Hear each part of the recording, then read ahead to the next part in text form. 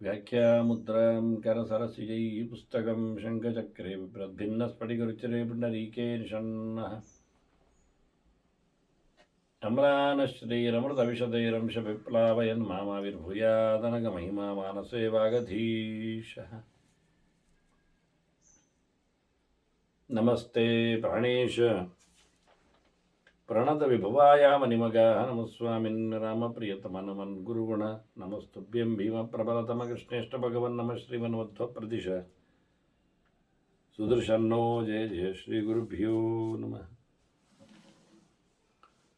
नारायणं सुरगुरुं जगदेकनाथं भक्तप्रियं सकललोकनमस्कृतं च त्रैगुण्यवर्जितमजं विभुमाद्यमीशं वन्दे भवग्रहम् अमरासुरसिद्धवन्द्यं नारायणं नमस्कृत्य नरं चैव नरोत्तमं देवीं सरस्वतीं व्यासं ततो जयमुदीरे।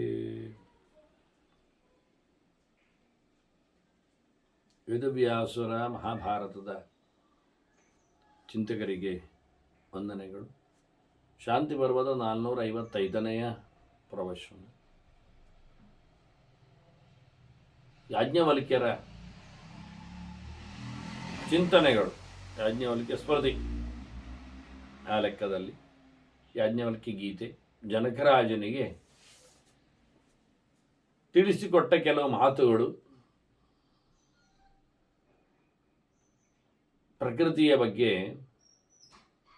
ಜಡ ಇದೆ, ಚೇತನ ಇದೆ, ಎರಡು ಪ್ರಕಾರದ ಪ್ರಕೃತಿ ಇದೆ. ಗುಣತ್ರಯಗಳ ಅಭಿಮಾನಿನಿಯಾಗಿ ನಿಂತವಳಾಕೆ. ಅದನ್ನೇ ಗುಣತ್ರಯಗಳೇ ಪ್ರಕೃತಿಗಳು, ಜಡ ಪ್ರಕೃತಿಗಳು. ಹಾಗಾಗಿ ಅಚೇತನ ಚೈವಮತ ಪ್ರಕೃತಿಶ್ಚಾಪಿ ಪಾರ್ಥಿವ ಏತೇನಾಧಿಷ್ಠಿತ ಚೈವ ಸೃಜತೆ ಸಂಹರತ್ಯ. ಪರಮಾತ್ಮನಿಂದಾಗಿ ಅದು ಸೃಷ್ಟಿ ಸಂಹಾರಗಳಲ್ಲಿ ತೊಡಗ್ತದೆ ಅಂತ. ಈಗಾಗಲೇ ಪ್ರಳಯದ ಸೃಷ್ಟಿಯ ಚಿಂತನೆಗಳನ್ನು ನೀಡಿದ ಯಾಜ್ಞವಲ್ಕ್ಯ ಹೇಳುತ್ತಾನೆ. ಜೀವನಲ್ಲಿ ಗುಣತ್ರಯದ ಜಡದ ಪ್ರಕೃತಿಯ ಸಂಬಂಧ ಇರಲಾಗಿ ಆತ ಮತ್ತೆ ಮತ್ತೆ ಹುಡುತಾನೆ, ಸಾಯ್ತಾನೆ. ಭಗವಂತ ಅವ್ಯಕ್ತನಿದ್ದಾನಲ್ಲ, ಅವ್ಯಕ್ತ ರೂಪೋ ಭಗವಾನ್ ಶತದಾಚ ಸಹಸ್ರಜ ಕೋಟಿಶ್ಚ ಕರೋತ್ಯೇಷಃ ಪ್ರಕೃತಿಯ ಆತ್ಮನ ಜೀವನ ಹುಟ್ಟಿನಲ್ಲಿ ಪ್ರಕೃತಿಗೆ ಹುಟ್ಟನ್ನು ಹೇಳಿದಂತಾಯಿತು. ಪ್ರಕೃತಿಯನ್ನಿಟ್ಟುಕೊಂಡು ಭಗವಂತನು ಹುಡ್ತಾ ಇದ್ದಾನೆ. ಭಗವಂತನ ಪ್ರಕೃತಿ ಅಂದರೆ ಅವನಿಷ್ಟ, ಅದಕ್ಕೆ ಆತ್ಮನಾ ಪ್ರಕೃತಿಯ ಅಂದದ್ದು. ಭಗವಂತನು ಸಹ ಈ ಲೋಕದಲ್ಲಿ ಕೋಟಿ ಕೋಟಿಗಟ್ಟಲೆ ರೂಪಗಳಿಂದ ಬರ್ತಾನೆ, ಅವತಾರವನ್ನು ತಾಳ್ತಾನೆ.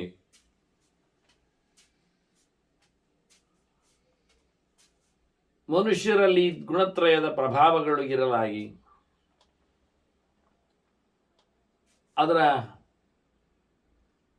ಬಿತ್ತರದ ಗುಣಗಳು ಯಾವುದು ಅಂತ ಹಿಂದೆ ನೋಡಿದೆವು. ಅದನ್ನು ಅಳವಡಿಸಿಕೊಳ್ಳುವುದರಿಂದ ಅವನು ಕೇವಲ ಪುಣ್ಯಾತ್ಮನಾಗ್ತಾನೆ, ಸಾತ್ವಿಕನಾದವ. ಹಾಗಾಗಿ ಕೇವಲೇನೇ ಪುಣ್ಯೇನ ಗತಿ ಊರ್ಧ್ವಗತಿಯನ್ನು ಪಡಿತಾನೆ. ಮತ್ತು ಕೇವಲೇನ ಪಾಪೇನಾದರೆ ಅದು ಅಧೋಗತಿಯನ್ನು ಪಡಿತಾನೆ, ಊರ್ಧ್ವಗತಿ ಅಲ್ಲ. ಹಾಗಾದರೆ ಎರಡರ ಮಿಶ್ರಣ ಆದರೆ ಪುಣ್ಯ ಪಾಪಗಳದ್ದು, ತಪ್ಪು ಒಪ್ಪುಗಳದ್ದು, ರಾಜಸವಾದ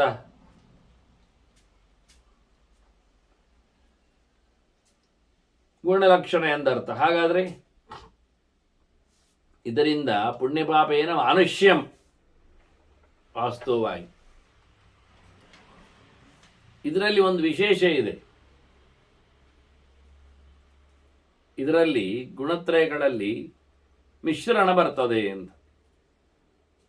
ಹಾಗಾಗಿ ಸತ್ವಸ್ಯ ರಜೋ ದೃಷ್ಟಂ ಮತ್ತೆ ರಜಸಶ್ಚ ತಮಸ್ತತ ತಮಸಶ್ಚ ತಥಾ ಸತ್ವಂ ದೃಷ್ಟಂ. ಸತ್ವದಲ್ಲಿ ರಜಸ್ಸು ಕಂಡಿದೆ ಅಲ್ವಾ, ಕಾಣ್ತದಲ್ವ ಸ್ವಲ್ಪ ಮಟ್ಟಿನಲ್ಲಿ. ಹೌದು, ಅದು ಸುರರಲ್ಲಿ. ಮತ್ತೊಂದು ಕಾಣ್ತದೆ, ಅದು ಆತ ನೋಡು. ಹೀಗೆ ಈಗ ದ್ವಂದ್ವಮೇಷಾಂ ತ್ರಯಾಣಾಂತಿ ಎನ್ನುವುದನ್ನು ನೋಡುವ. 3 ಗುಣಗಳಲ್ಲಿ ಎರಡೆರಡು. ಸತ್ವದಲ್ಲಿ ರಜಸ್ಸು ಬರುವುದು ಸುರರಲ್ಲಿ ಕಾಣ್ತದೆ, ರಜಸ್ಸಿನಲ್ಲಿ ತಮಸ್ಸು ಬರುವುದು ಮನುಷ್ಯರಲ್ಲಿ ಕಾಣ್ತದೆ, ಕೇವಲ ಸಿಟ್ಟು ಮುಂತಾದೆಲ್ಲ ಬರೋದ್ರಿಂದ. ತಮಸ್ಸಿನಲ್ಲಿ ಸತ್ವ ಬರುವುದು ಅದು ದೈತ್ಯರಲ್ಲಿ ಕಾಣ್ತದೆ, ಅವರು ಕೆಲವೊಮ್ಮೆ ತಮಸ್ಸೆಲ್ಲ ಮಾಡುವುದುಂಟಲ್ಲ. ಹೀಗಾಗಿ ಸಾಮಾನ್ಯವಾಗಿ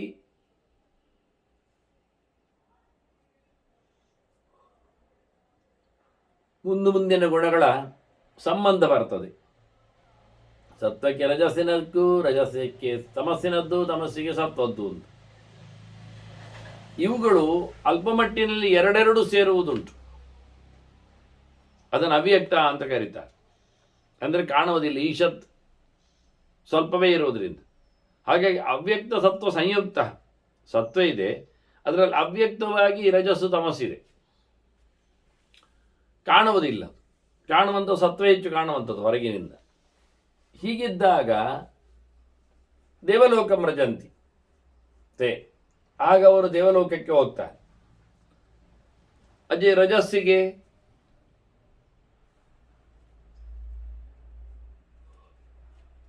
ಸತ್ವ ತಪಸ್ಸುಗಳ ಸಂಪರ್ಕ ಆದಾಗ ಅವರು ಮನುಷ್ಯ ಲೋಕಕ್ಕೆ.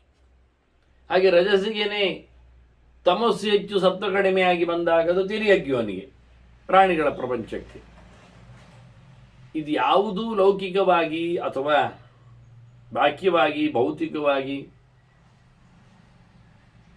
ಒಳಿತು ಕೆಡುಕುಗಳ ಕರ್ಮಗಳಿಂದ ಅವನು ಇನ್ಫ್ಲುಯೆನ್ಸ್ ಆಗದೆ ಪುಣ್ಯ ಪಾಪ ವಿಯುಕ್ತಾನ ಸ್ಥಾನಮಾಹು ಮಹಾತ್ಮ. ಹೀಗೆ ಭಗವಂತನನ್ನು ಎತ್ತರದಲ್ಲಿ ತಿಳಿದವರ ಮುಖ್ಯವಾದ ಸ್ಥಾನ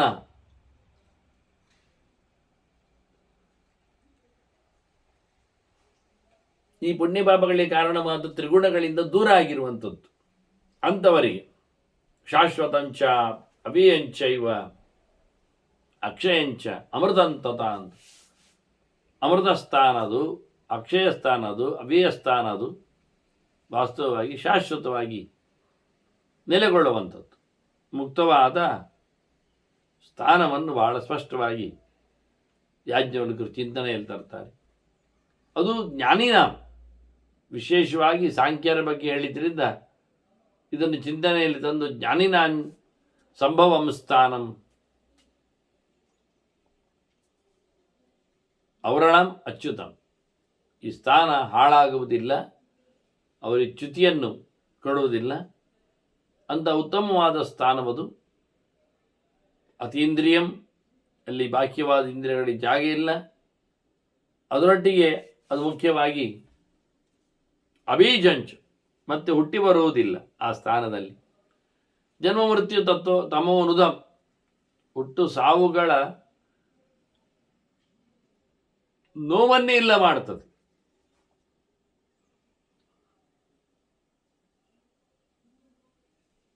ಹುಟ್ಟು ಸಾವುಗಳು ಬರ್ತವೆ ಅನ್ನತಕ್ಕಂಥ ಭಯವು ಅಲ್ಲಿಲ್ಲವಾಗಿದೆ. ಜನಕರಾಜ ಮತ್ತೆ ಪ್ರಶ್ನೆ ಕೇಳುತ್ತಾನೆ ಯಾಜ್ಞವಲ್ಕ್ಯರಲ್ಲಿ, ದೇವರಾತ್ರ ಮಗ, ಅಲ್ಲ, ನೀವು ಜೀವ ಮತ್ತು ದೇವರನ್ನು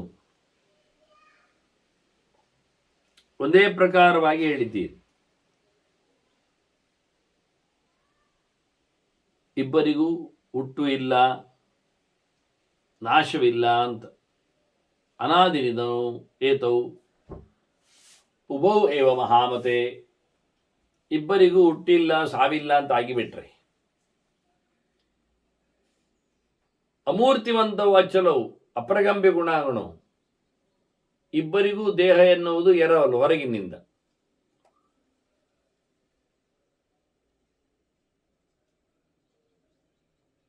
ಸಹಜವಾಗಿ ಜೀವಕ್ಕೆ ದೇಹ ಇಲ್ಲ, ಆದ್ರಿಂದ ಅದು ಕಾಣುವುದಿಲ್ಲ. ಅದಕ್ಕೆ ಸೂಕ್ಷ್ಮ ದೇವರಂತೆ.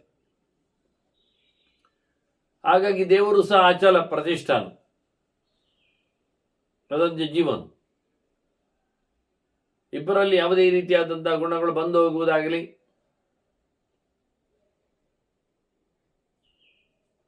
ಅಥವಾ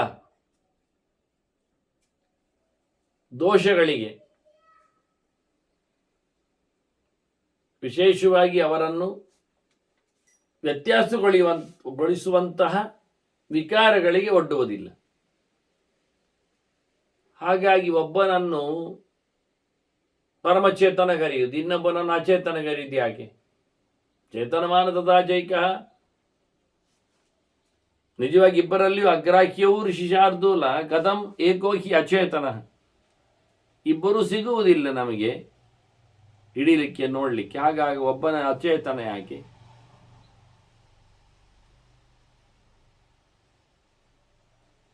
ಮುತ್ತವ ಚೇತನ ಯಾಕೆ? ಕ್ಷೇತ್ರಜ್ಞ ಇದೆ ಭಾಷಿತ. ಒಬ್ಬನನ್ನು ಕ್ಷೇತ್ರಜ್ಞ ಅಂತ ಹೇಳ್ತೀರಿ, ಇದು ಹೇಗೆ ಹೇಳ್ತೀರಿ? ಇದೇನು ಕತೆ? ವ್ಯತ್ಯಾಸ ಏನು?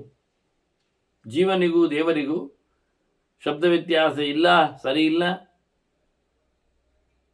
ಮತ್ತೆ ಇಲ್ಲಿರುವುದು ಅಲ್ಲಿರುವುದು ಅಸ್ತಿತ್ವ ಕೇವಲತ್ವಂಚ.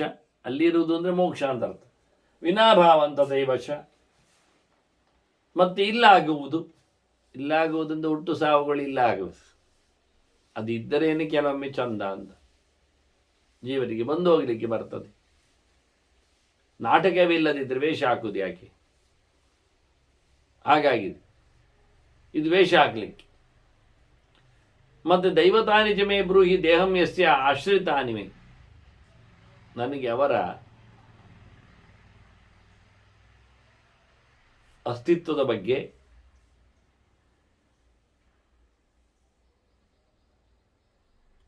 ಮೋಕ್ಷದ ಬಗ್ಗೆ ಎಲ್ಲ ಹೇಳಬೇಕು. ದೇಹದಲ್ಲಿ ನೆಲೆಗೊಂಡ ದೇವತೆಗಳನ್ನು ತಿಳಿಸಿಕೊಡಬೇಕು. ಸತ್ತ ಬಳಿಕ ಹೋಗುವ ಕತೆ ಹೇಳಬೇಕು. ತಥೈವೋತ್ಕ್ರಮಣ ಸ್ಥಾನಂ ದೇಹಿನಃ ವೈ ಉಪದ್ಯತ. ಹೋದವರು, ದೇಹ ಬಿಟ್ಟು ಹೋದವರು ಎಲ್ಲಿ ಹೋಗ್ತಾರೆ, ಏನು ಹೇಳ್ತಾರೆ, ಅದರ ಬಗ್ಗೆ ವಿಶೇಷವಾದ ಚಿಂತನೆ ಕೊಡಬೇಕು. ಸಾಂಖ್ಯಜ್ಞಾನಂಚ ಯೋಗಂಚ. ಮತ್ತು ನನಗೆ ಸಾಂಖ್ಯದ ಬಗ್ಗೆ ಹೇಳಿ, ತತ್ವೇನ ಹೇಳಿ ಯಥಾರ್ಥವಾಗಿ. ಮತ್ತೆ ಪ್ರತ್ಯೇಕ ಯೋಗಂಚ ತಥೈವಚ, ಪ್ರತ್ಯೇಕವಾಗಿ ಯೋಗದ ಪಾಠ ಆಗಬೇಕು. ಇದೆಲ್ಲ ಕೇಳಿದರೆ ಎಲ್ಲ ದುರಿತಗಳು ಹೋಗ್ತವೆ, ತಪ್ಪು ಕಲ್ಪನೆಗಳು ಸಾಯ್ತವೆ. ಆ ರೀತಿಯಾಗಿ ಹೇಳಬೇಕು. ಅರಿಷ್ಟಾನಿಜ ತತ್ವಾನಿ ಭೋಕ್ತುಮರ್ಹಸಿ ಸತ್ತಮ. ನನಗೆ ಸ್ಪಷ್ಟವಾಗಿ ತತ್ವಗಳಲ್ಲಿರ್ತಕ್ಕಂಥ ತಪ್ಪುಗಳ ಬಗ್ಗೆಯೂ ತಿಳಿಸಿಕೊಡ್ತಾ ಒಳ್ಳೆಯ ರೀತಿಯಿಂದ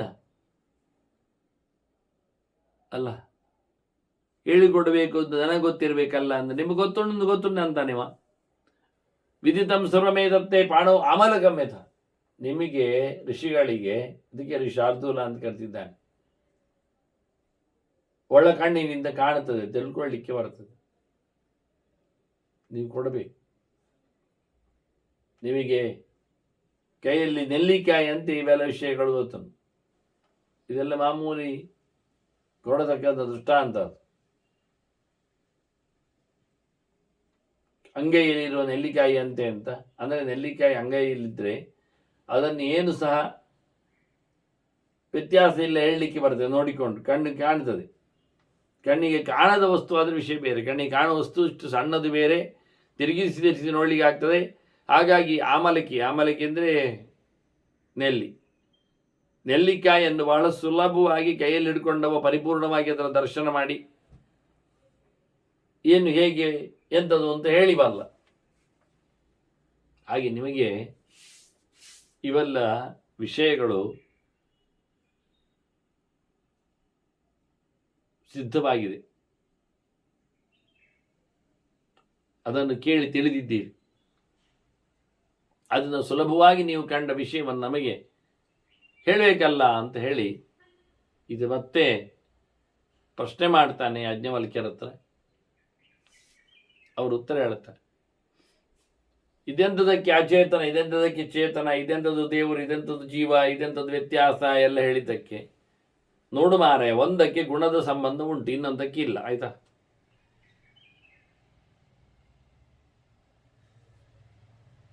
ತೆಗೆದ್ರು ಅದು ಮತ್ತೆ ಅಂಟಿಕೊಳ್ಳುವ ಹಾಗೆ ಆತುಕೊಳ್ತಾನೆ ಗುಣತ್ರಯಕ್ಕೆ.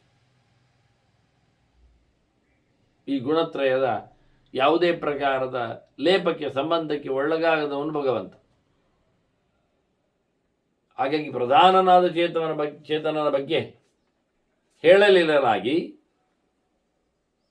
ಆತನನ್ನು ಅಚೇತನ, ಅಜ್ಞಾನ ಉಳ್ಳವನು ಅಂತ ಹೇಳಿ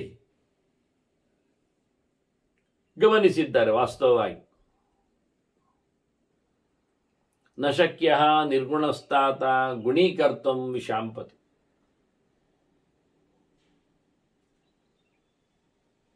ದೇವರು ನಿರ್ಗುಣ ಅಂದರೆ ಬಾಹ್ಯವಾದಿ ಕರ್ಮದ ಗುಣಗಳಿಗೆ ಬದ್ಧನಲ್ಲ. ಅದು ದೇವರನ್ನು, ನಿರ್ಗುಣನಾದ ಭಗವಂತನನ್ನು ಗುಣಮಯನನ್ನಾಗಿ ಮಾಡಲಿಕ್ಕೆ ಬರುವುದಿಲ್ಲ. ಇಲ್ಲ ಅವನಲ್ಲಿ ಯಾವುದಕ್ಕೆ ಬೇಕಾಗಿರತಕ್ಕಂಥ ದೇಹಗಳು, ವ್ಯಾಪಾರಗಳು, ವಿಕಾರಗಳು ಇಲ್ಲ. ಗುಣೈರ್ಹಿ ಗುಣಮಾನೇವ, 3 ಗುಣಗಳಿಂದ ತುಂಬಿದವ, 3 ಗುಣಗಳನ್ನು ತುಂಬಿಸಲು ಯೋಗ್ಯನಾದವನೇ ಇಟ್ಕೊಂಡದ್ದು. ಅವರಿಗೆ ಗುಣತ್ರಯದ ಪ್ರಭಾವ ಸ್ವಭಾವವನ್ನು ಅಭಿವೃದ್ಧಿಗೊಳಿಸುವ ಮೂಲಕ. ಹಾಗಾಗಿ ಗುಣವಂತನೇ ಅಂದರೆ ತ್ರಿಗುಣವಂತನೇ ಗುಣಗಳನ್ನು ಅವಲಂಬಿಸಿರುತ್ತಾನೆ. ಭಗವಂತನಲ್ಲಿ ಗುಣತ್ರಯದ ಸ್ಪರ್ಶವೇ ಇಲ್ಲದಾಗಿ ಅವನಲ್ಲಿ ಗುಣತ್ರಯ ಏನು ಸಹ ವಿಕಾರವನ್ನು ಮಾಡುವುದಿಲ್ಲ. ಅವನು ನಿರ್ಗುಣನಾಗಿದ್ದಾನೆ, ಅಗುಣನೂ ಆಗಿದ್ದಾನೆ.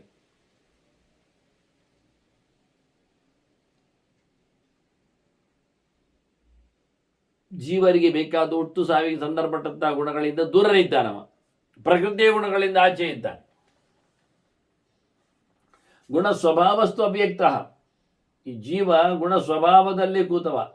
ವಾಸ್ತವವಾಗಿ ಗುಣನೇವ ಅಭಿವರ್ತದೆ. ಅದು ನಾವು 3 ಗುಣಗಳನ್ನೇ ಯಾವುದು ಮಾಡಿದ್ರೂ ಗುಣತ್ರಯದ ಪ್ರಭಾವಕ್ಕೆ ಒಳಗಾಗಿರ್ತದೆ. ಇಂದ್ರಿಯಗಳಿಂದ ಮಾಡಬೇಕು ಎನ್ನುವುದು ಸತ್ಯ. ಮನಸ್ಸು ಕೂಡ ಇಂದ್ರಿಯಗಳ ಆಚೆಗೆ ಕೆಲವೊಮ್ಮೆ ಕೆಲಸ ಮಾಡುವ ಮೂಲಕ. ಅದರಿಂದ ಜೀವ ತ್ರಿಗುಣಗಳಿಗೆ ಬದ್ಧನಾಗಿ ಅದಕ್ಕೆ ಸಮನಾದಂತಹ ಪುಣ್ಯಪಾಪಗಳನ್ನು ನಡೆಸಿಕೊಡುತ್ತಾನೆ. ಉಪಯುಕ್ತೇಜ ತಾನೇವ ಸಯೇವ ಅನ್ಯ ಸ್ವಭಾವತಃ.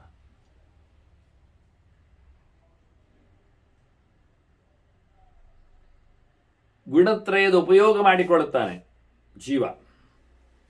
ಇದರಿಂದ ಅವನು ಸಹಜವಾಗಿ ಭಗವಂತನಿಂದ ಬೇರೆ ಅಂತ ಅನಿಸ್ತಾನೆ.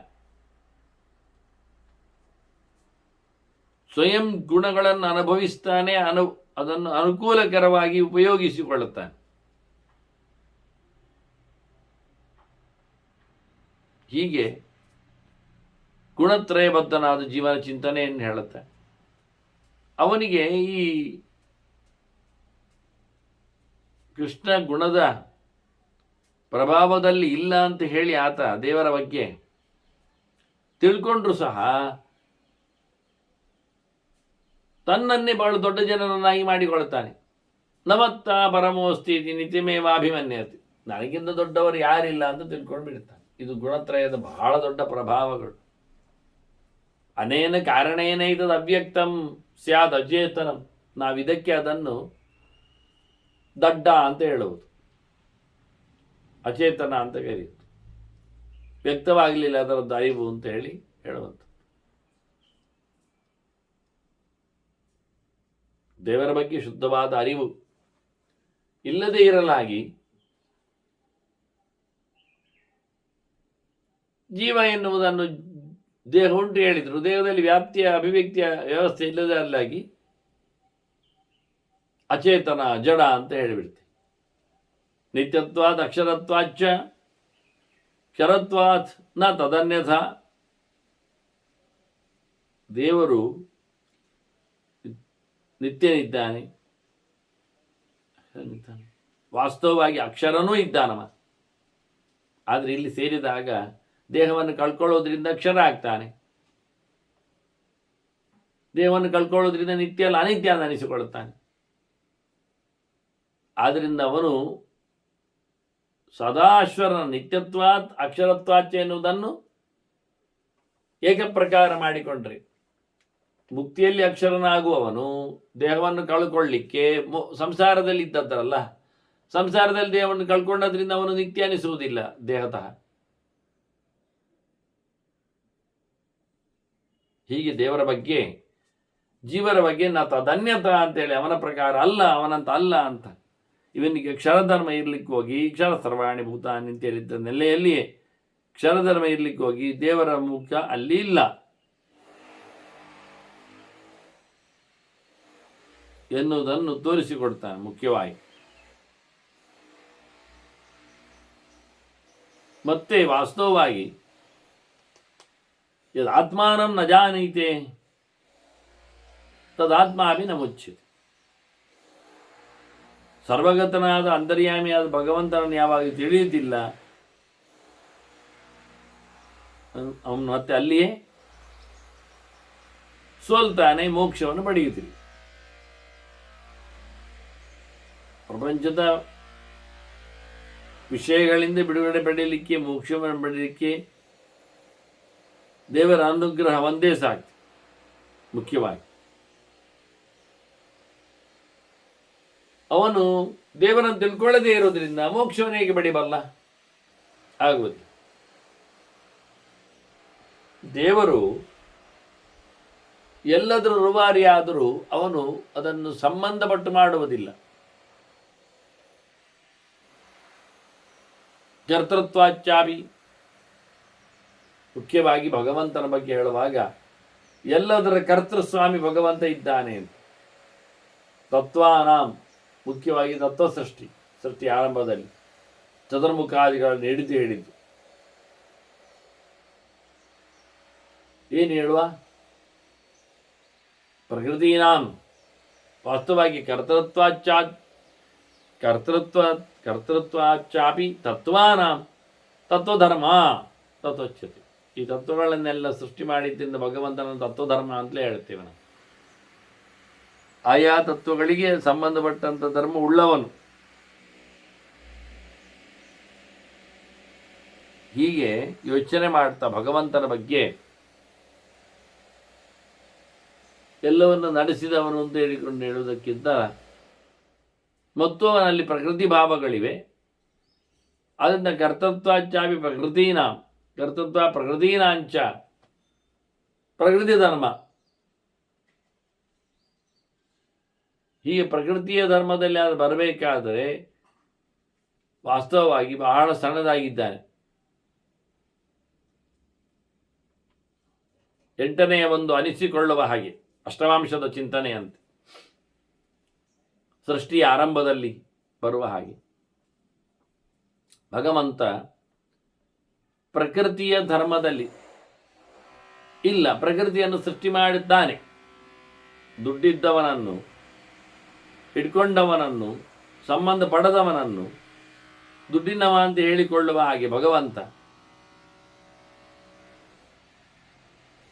ವಾಸ್ತವವಾಗಿ ಪ್ರಕೃತಿಗಳನ್ನು ದುಡಿಸಿಕೊಳ್ಳುವುದರಿಂದಲೂ ಪ್ರಕೃತಿ ಧರ್ಮನು, ಇನ್ನು ಪ್ರಭವ ಅಂದರೆ ಸೃಷ್ಟಿಯಲ್ಲಿ ದುಡಿಸಿಕೊಳ್ಳುವುದರಿಂದ ಸೃಷ್ಟಿ ಧರ್ಮನು, ಸಂಹಾರದಲ್ಲಿ ನೆಲೆಗೊಂಡದ್ದರಿಂದ ಸಂಹಾರ ಧರ್ಮನು,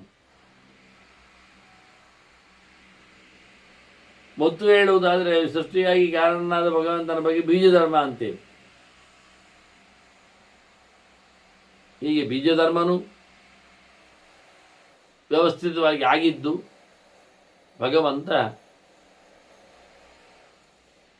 ಇಡೀ ಲೋಕವನ್ನು ಒಂದು ಯೋಗದಲ್ಲಿ ಚೌಕಟ್ಟಿನಲ್ಲಿ ಮುಂದೆ ಅದರ ಬಗ್ಗೆ ಚಿಂತನೆಯನ್ನು ಕೊಡ್ತಾರೆ. ಹಾಗಾಗಿ ಒಂದು ಯೋಗಾನಾಂ ಕರ್ತೃತ್ವಾಚಾಪಿ ಯೋಗಾನಾಂ ಯೋಗ ಧರ್ಮ ತತ್ವಚ್ಛ, ಅವನು ಯೋಗಧರ್ಮಿ ಅಂತ ಹೇಳಿ ಅವನನ್ನು ಕರೀತಾರೆ.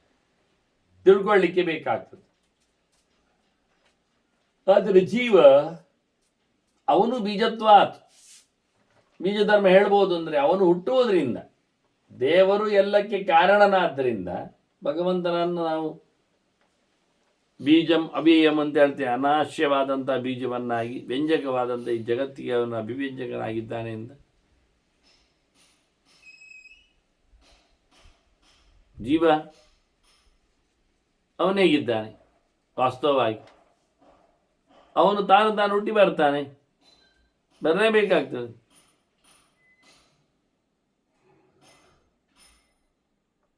ವಾಸ್ತವವಾಗಿ ಬೀಜ ಧರ್ಮ ಅವನಲ್ಲಿ ಇದ್ದ ಹಾಗೆ ಸಾವಿನ ಧರ್ಮ ಉಂಟು ಜೀವನಲ್ಲಿ.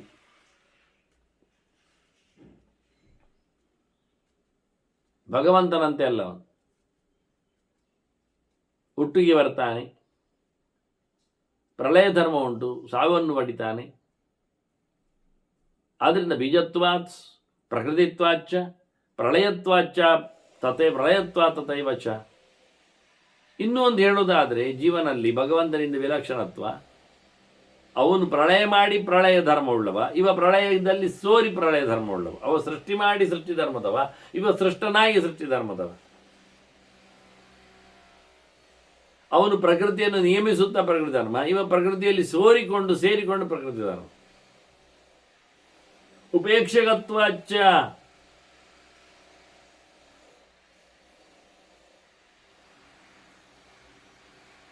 ಅನ್ಯತ್ವಾತ್ ಅಭಿಮಾನಾಚ್ಚ. ಕೇವಲ ಜೀವ ಶಾಸ್ತ್ರಗಳನ್ನು ನೋಡುವುದಿಲ್ಲ, ಶಾಸನಗಳನ್ನು ಒಪ್ಪುವುದಿಲ್ಲ ದೇವರದ್ದು. ಇದರಿಂದಾಗಿ ಅವನು ಬೇರೆ ಇದ್ದಾನೆ ಅಷ್ಟೇ ಅಲ್ಲ, ಅವನು ದಡ್ಡ ಅಂತ, ಅವ್ಯಕ್ತ, ಅಚೇತನ ಅಂತ ಕರೆಸಿಕೊಳ್ಳುತ್ತಾನೆ. ಭಗವಂತನಿಂದ ಸರ್ವ ವಿಲಕ್ಷಣ ಇದ್ದಾನೆ, ಪ್ರತಿಬಿಂಬನಾದ್ರಿಂದ. ಮತ್ತು ಇವನಿಗೆ ಅಭಿಮಾನ ಉಂಟು, ನಾನು ನನ್ನದು ನನ್ನಿಂದ ಅಂತ ಹೇಳಿಕೊಂಡಂತ ವ್ಯವಸ್ಥೆ ಉಂಟು. ಇಷ್ಟು ಜೀವನ ವ್ಯತ್ಯಾಸವನ್ನು ಹೇಳುವ ಮೂಲಕ ಅವ್ಯಕ್ತದಲ್ಲಿ ಏಕತ್ವ ಇದೆ, ಜೀವನಲ್ಲಿ ನಾನಾತ್ವ ಇದೆ ಅಲ್ಲ. ಅವ್ಯಕ್ತ ಐಕತ್ವಮಪ್ಯಾಹುಹು ನಾನಾತ್ವಂ ಪುರುಷೇತತ. ಒಬ್ಬರಲ್ಲಿ ಇರುವಂತೆ ಇನ್ನೊಂದು ಪ್ರಕಾರದಲ್ಲಿ ಗುಣತ್ರಯಗಳ ಸಮ್ಮೇಳನ ಇರುವುದಿಲ್ಲ. ಅಷ್ಟೇ ಅಲ್ಲದೆ ಸಾಧನೆಗಳ ಔಚಿತ್ಯಗಳು, ಗುಣತ್ರಯದಲ್ಲಿ ಇರತಕ್ಕಂಥ ರಾಶಿಯ ಪ್ರಕಾರಗಳು, ಹೀಗೆ ಭಗವಂತನಿಂದ ಅನ್ಯಸ್ಸ ಪುರುಷೋಹ ಅವ್ಯಕ್ತಾತ್ ಅಧ್ರುವಾತ್ ಧ್ರುವ ಸಂಮಿತ. ದೇವರು ಪ್ರಕೃತಿಗಿಂತ ಬೇರೆ ಇದ್ದಾನೆ, ಜೀವನಿಗಿಂತನೂ ಬೇರೆ ಇದ್ದ. ಜೀವ ಅಧ್ರುವನಿದ್ದ, ಶಾಶ್ವತ ಅಲ್ಲವ, ಬದಲಾಗಿ ಬಂದವ. ಹಾಗಾಗಿ ಎಲ್ಲರಿಗಿಂತ ಶ್ರೇಷ್ಠನಾಗಿ ಭಗವಂತ ಇದ್ದಾನೆ, ಪ್ರತ್ಯೇಕವಾಗಿದ್ದಾನೆ. ಅನ್ಯಸ್ಯ ಪುರುಷ ಅವ್ಯಕ್ತ ಅಂತ ಪ್ರತ್ಯೇಕ ಹೇಳಿದ್ದು ಯಾಕೆ ಗೊತ್ತಾಗುತ್ತೆ ಅಂದರೆ, ಯಥಾ ಮುಂಜ ಇಶೀಕಾಚ ಅಂತಾರೆ. ಮುಂಜ ಅಂದರೆ ಮೌಂಜಿ ಬಂಧನ ಕೇಳಲಿಲ್ವಾ? ಹಾಗಾಗಿ ಮುಂಜ ಅಂದರೆ ದರ್ಬೆ. ಇಶೀಕ ಅದು ದರ್ಬೆ ಅಲ್ಲ, ಅದು ಹುಲ್ಲು. ಈ ಎರಡು ಹುಲ್ಲುಗಳು ಒಟ್ಟಾಗ್ತವೆ, ಕನ್ಫ್ಯೂಸ್ ಆಗ್ತವೆ. ಹಾಗಾಗಿ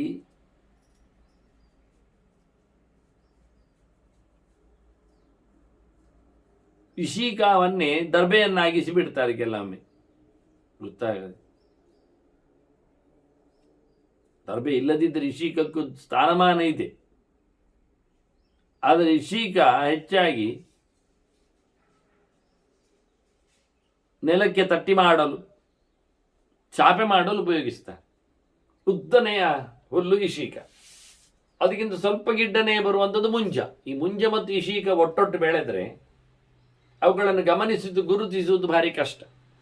ಹಾಗಾಗಿ ಚಾಪೆಯಲ್ಲಿ ದರ್ಬೆಯೂ ಸೇರ್ತದೆ, ದರ್ಬೆಯಲ್ಲಿ ಇಶೀಕವು ಬರ್ತದೆ. ಆದರೆ ದರ್ಬೆ ಬೇರೆ, ಇಶೀಕ ಬೇರೆ, ಅದರ ಕ್ವಾಲಿಟಿಯ ಕಥೆಯೂ ಬೇರೆ. ದೇವರಿಗೆ ಬೇಕಾದ್ದು ಅದುವೇ, ಇದಲ್ಲ. ಅದರಂತೆ ಮುಂಜಗಳ ಇಶೀಕಗಳ ಭೇದ ಹೇಗೆ ಕಾಣ್ತದೋ, ವ್ಯತ್ಯಾಸ ಹೇಗೆ ಕಾಣ್ತದೋ, ಹಾಗೆ ಭಗವಂತ ಮತ್ತೆ ಜೀವ ಒಟ್ಟಿರಲಿಕ್ಕೆ ಹೋಗಿ ಕನ್ಫ್ಯೂಸ್, ಗೊತ್ತಾಗದಷ್ಟು ವ್ಯತ್ಯಾಸ ಸ್ಪಷ್ಟ ಇಲ್ಲ. ಆದರೆ ಉಪಯೋಗದಲ್ಲಿ ಅದಲ್ಲ ಇದಲ್ಲ ಅಂತ.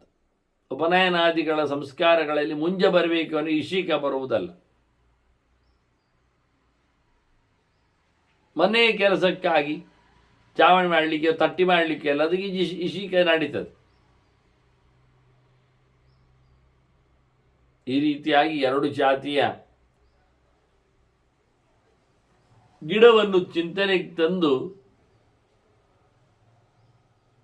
ಅದು ಎರಡು ಪ್ರತ್ಯೇಕವಾದ ಸ್ವಭಾವವುಳ್ಳವುಗಳು, ಉಪಯೋಗಕ್ಕೆ ಬರುವವುಗಳು ಅಂತೇಳಿ ಜೀವ ಮತ್ತು ಭಗವಂತನ ಪ್ರತ್ಯೇಕತ್ವವನ್ನು ಹೇಳಿ ಮತ್ತೆ ಪುನಃ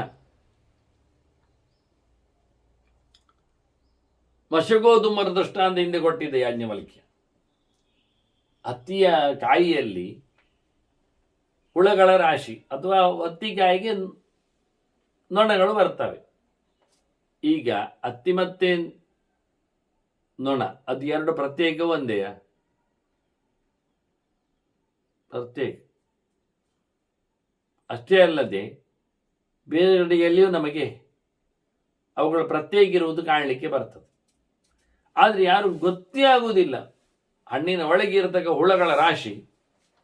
ಹಾಗಾಗಿ ಹಣ್ಣಿಗೆ ನೊಣ ಕೂತಿದ್ದಾಗಲೂ ನೊಣಕ್ಕೆ ಹಣ್ಣು ಅಂಟುಕೊಂಡಿರ್ತದೆ, ಪ್ರತ್ಯೇಕ ಇರ್ತದೆ.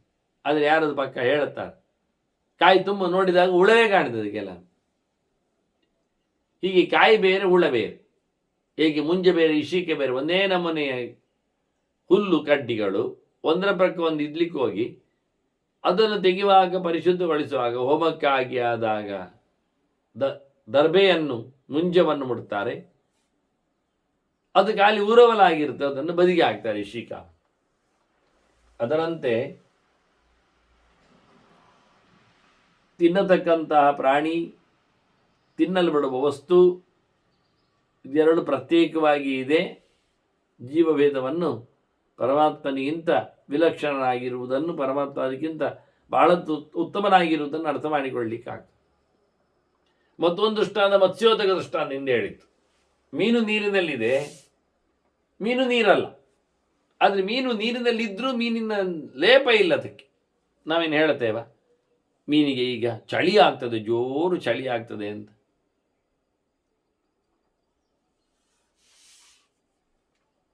ಆದರೆ ಉದಕ ಭಿನ್ನವಾದ ಮತ್ಸ್ಯ, ಮತ್ಸ್ಯಕ್ಕಿಂತ ಅನ್ಯವಾದ ಉದಕ, ಇದನ್ನು ಗಮನಿಸಿ ಜೀವ ಮತ್ತು ಭಗವಂತನ ಭೇದವನ್ನು ಹೇಳಲಿಕ್ಕೆ, ಅರ್ಥ ಮಾಡಿಕೊಳ್ಳಿಕ್ಕಾಗ್ತದೆ ಎಂದು ಸಾಂಖ್ಯ ತತ್ವಗಳ ಬಗ್ಗೆ, ಶುದ್ಧಾತ್ಮ ತತ್ವ ವಿಜ್ಞಾನದ ಬಗ್ಗೆ ಆತ ಗಮನ ಸೆಳೆಸಿದ್ದಾನೆ. ಮತ್ತು ದೃಷ್ಟಾಂತವನ್ನು ಕೊಡ್ತಾನವನು. ವಾಸ್ತವವಾಗಿ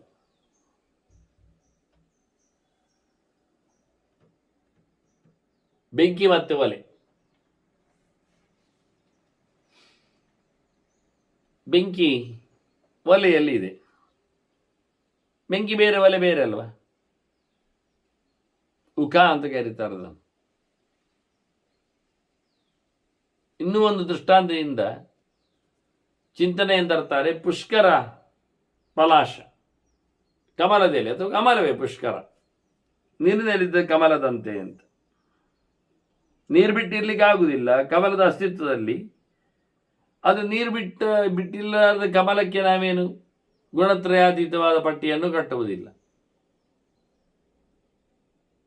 ಹಾಗಾಗಿ ಮೂರ ಪ್ರಕಾರದ ಚಿಂತನೆ ಇಲ್ಲಿ ನೆಲದ ನಡುವಿನ ಮತ್ತೆ ಎತ್ತರದ ಚಿಂತನೆಗಾಗಿ ಅನೇಕ ದೃಷ್ಟಾಂತಗಳನ್ನು ಕೊಟ್ಟು ಇಲ್ಲಿ ಏನಾಯಿತು ಅಂದರೆ ಏತೇಷಾಂ ಸಹವಾಸಂಚ ನಿವಾಸಂಚೈವ ನಿತ್ಯಶಃ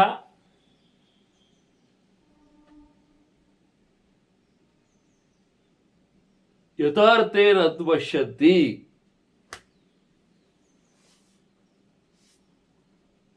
ನ ನಿತ್ಯಂ ಪ್ರಾಕೃತ ಜನ ಯಾತಾತತ್ಯೇನ ಪಶ್ಯಂತೆ ನ ನಿತ್ಯಂ ಪ್ರಾಕೃತ ಜನ.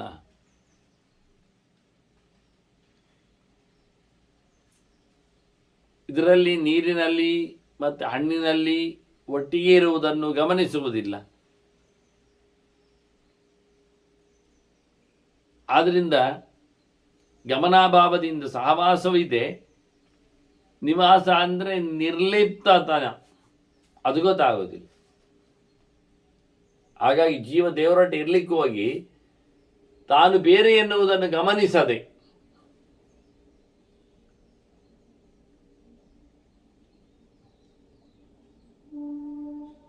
ಸಿಕ್ಕಿ ಬೀಳ್ತಾನವು.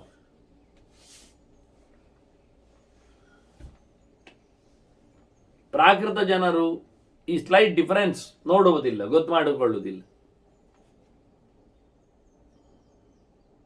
ಆದ್ದರಿಂದ ಅವರಿಗೆ ಒಳ್ಳೆ ಜ್ಞಾನ ಇಲ್ಲ.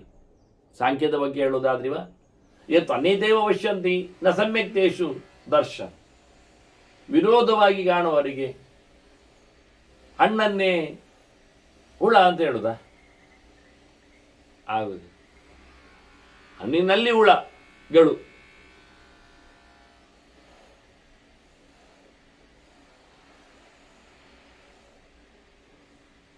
ಹಾಗೆಯೇ ಭಗವಂತನ ದೇಹದಲ್ಲಿ ಆಗಲಿ, ಅವನು ಪ್ರತಿಬಿಂಬನಾಗಿ ಒಳಗಿರುವುದಲ್ಲಿ ಎಲ್ಲಿಯಾದರೂ ಪ್ರತ್ಯೇಕವನ್ನು ಕಾಣದವರು ಅವರು ಶುದ್ಧ ತತ್ವಜ್ಞಾನಿಗಳು ಅಲ್ಲ. ತಪ್ಪಾಗಿ ತಿಳಿದದ್ದರಿಂದ ತನ್ನದೇವ ಪಶ್ಯಂತಿ ನ ನಿತ್ಯಂ ಪ್ರಾಕೃತ ಜನ. ಅವರು ಪ್ರಾಕೃತ ಜನರು ಅಂತ ಅರ್ಥ. ಏತು ಅನ್ನದೇವ ಪಶ್ಯಂತಿ ನ ಸಮ್ಯಕ್ ದರ್ಶನ. ತಪ್ಪಾಗಿ ತಿಳ್ಕೊಂಡ್ರೆ ಅವರಿಗೆ ದರ್ಶನ ಇಲ್ಲ. ते व्यक्तं निरन्तरं ते व्यक्तं निरयं ಘೋರಂ ಪ್ರವಿಶಂತಿ. ಪುನಃ ಪುನಃ ಅವರು ಖಂಡಿತವಾಗಿಯೂ ನರಕಕ್ಕೆ ಹೋಗ್ತಾರೆ. ಚೆನ್ನಾಗಿ ಒಟ್ಟಿರತಕ್ಕ ಭಗವಂತನನ್ನು ಮತ್ತು ಜೀವನನ್ನು ಪ್ರತ್ಯೇಕವಾದ ಯೂನಿಟ್ ಎನ್ನುವುದಾಗಿ ತಿಳ್ಕೊಳ್ಳದೇ ಇದ್ದರೆ ಅವನು ನೇರವಾಗಿ ನರಕಕ್ಕೆ, ಘೋರವಾದಂಥ ಅನರ್ಥಕ್ಕೆ, ನೋವಿಗೆ, ಸಂಕಟಕ್ಕೆ ಪಾತ್ರನಾಗ್ತಾನೆ.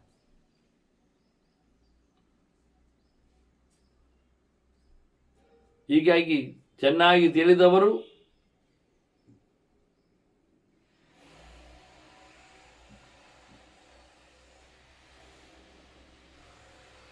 ನಿತ್ಯವಾದ ಭಗವಂತನ ಲೋಕವನ್ನು ಪಡೆಯುತ್ತಾರೆ. ಅವು ನಿಜವಾಗಿ ಸಾಂಖ್ಯರು ಅಂತ ಅರ್ಥ. ಸಾಂಖ್ಯ ಕೇವಲತಾಂಗತ ಅಂತ ಹೇಳಿದ ಅದಕ್ಕೆ ಭಗವಂತನ ಬಗ್ಗೆ ಸಮ್ಯಕ್ಕಾದ ಮತ್ತು ಸಂಪೂರ್ಣವಾದ ಯಾರಲ್ಲಿ ಜ್ಞಾನ ಇದೆ ಅವರು ಸಹಜವಾಗಿಯೇ ಭಗವಂತನನ್ನು, ಮೋಕ್ಷವನ್ನು ಪಡೀತಾರೆ. ಯಾರಲ್ಲಿ ಸಮ್ಯಕ್ ಜ್ಞಾನ ಇಲ್ಲ ಅವರು ಸಂಸಾರದಲ್ಲಿ ತೊಡರಾಡ್ತಾರೆ. ಹೀಗೆ ಸಾಂಖ್ಯದ ಬಗ್ಗೆ ಆತ ಕೇಳಿದ್ದಕ್ಕೆ ಉತ್ತರ ಕೊಡ್ತಾ ಮುಂದೆ ಯೋಗದ ಬಗ್ಗೆ ಹೇಳುತ್ತಾರೆ. ಹಿಂದೆ ಬಂದಾಗೆ ಕೆಲವು ಮಾತುಗಳೆಲ್ಲ ಸಮಾನವಾಗಿವೆ. ಸಾಂಖ್ಯಂ ಯೋಗಂಚ ಏಕಂ ಸಾಂಖ್ಯಂಜ ಯೋಗಂಜ ಪಶ್ಯತಿ ಸ ತತ್ವವಿತ್ತು ಅಂತ ಕೃಷ್ಣ ಹೇಳಿದ ಹಾಗೆ ಪಶ್ಯತ್ ಸಪಶ್ಯತಿ ಅಂತ ಅಲ್ಲಿ ಪಾಠ ಆದರೆ ಇಲ್ಲಿ 2-3 ಕಡೆಯಲ್ಲಿ ಬರುವಾಗ ಈ ತತ್ವವಿತ್ ಶಬ್ದವನ್ನೇ ಪ್ರಯೋಗ ಮಾಡ್ತಾನೆ.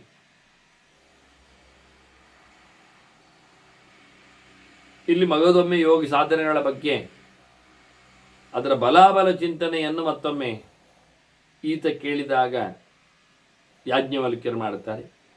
ಮುಖ್ಯವಾಗಿ ಯೋಗ ಮತ್ತು ಸಾಂಖ್ಯದ್ದು 2 ಭಿನ್ನವಾದಂಥ ಪ್ರಕಾರಗಳು ಅಲ್ಲ.